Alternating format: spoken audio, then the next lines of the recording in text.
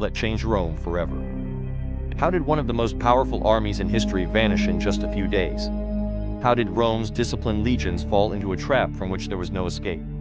And why did this defeat haunt the Roman Empire for generations? This is the story of the Teutoburg Forest, the story of a disaster Rome would never forget.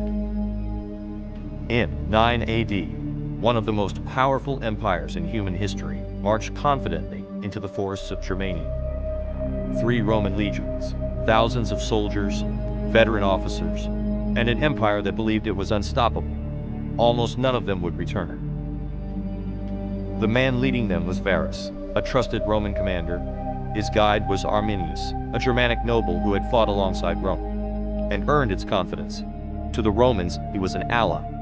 In reality, he was preparing one of the greatest betrayals in history. Arminius warned Varus of a growing rebellion deep within Germania. If Rome acted quickly, he claimed, the uprising could be crushed before it spread. Varus believed him. It would be a decision that doomed thousands of men. But there was something Varus did not know. The man walking beside him was more dangerous than any enemy waiting in the forests. Arminius had spent years learning how Rome fought, how Rome marched, how Rome thought. And now he was about to use that knowledge against the empire itself. Before the march began, Arminius left the Roman army, supposedly to gather support from friendly tribes, but he had no intention of helping Rome. Instead, he rode across Germania, uniting warriors from rival tribes and convincing them to fight a common enemy. As the Romans pushed deeper into the wilderness, the weather turned against them. Relentless rain transformed roads into rivers of mud. The long Roman columns stretched for miles through dense forest.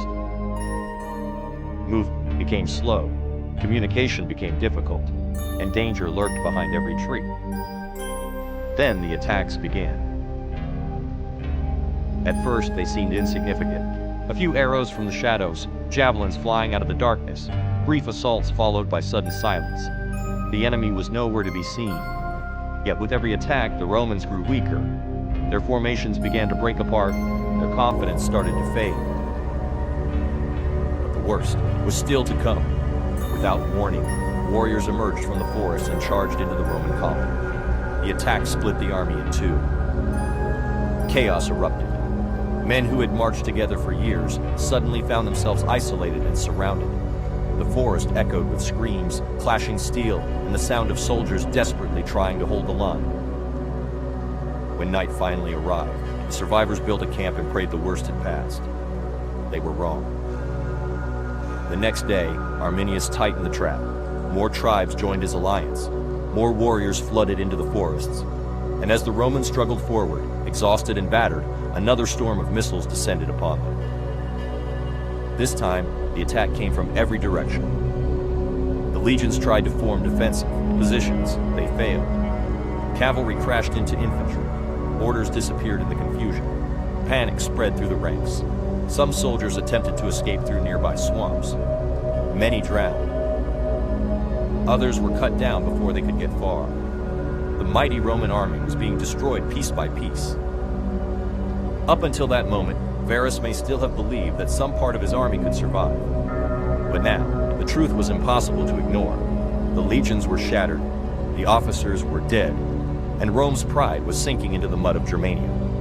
There would be no rescue, no reinforcements, no escape. Facing complete annihilation, he chose death over capture. Drawing his sword, the Roman commander took his own life. But the nightmare was not over. The remaining survivors continued westward, desperate to save themselves. For miles, Germanic warriors stalked them from the shadows, watching, waiting, following every step.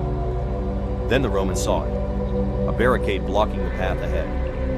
Their final obstacle. As soldiers rushed forward to clear the way, a battle horn shattered the silence. The forest came alive. Arminius had gathered every warrior he could find. This was the final attack. The exhausted Romans formed one last line. For a brief moment, they stood together against overwhelming odds. Then the Germanic horde crashed into them. The line broke, the legions collapsed, and Rome's dream of conquering Germania died with them. More than 15,000 Roman soldiers were killed. 3 entire legions vanished forever. Their numbers, XVII, XVIII, and XIX, were never used again by the Roman army. The defeat shocked the empire. It was said that Emperor Augustus wandered his palace for months, crying out, "Quintilius Varus, give me back my legions." Some historians believe that if Rome had won at Teutoburg, Germania might eventually have been fully absorbed into the Roman world. If that had happened, the history of Europe could have looked very different. Its languages, its cultures, perhaps even its borders. That is why the Battle of Teutoburg Forest was more than a military defeat. It may have been one of the most important turning points in European history. Yet perhaps the most chilling part of the story is this. The Romans entered Teutoburg Forest believing they were marching toward a rebellion. They never realized they were marching toward their own destruction. And by the time they understood the trap, it was already too late.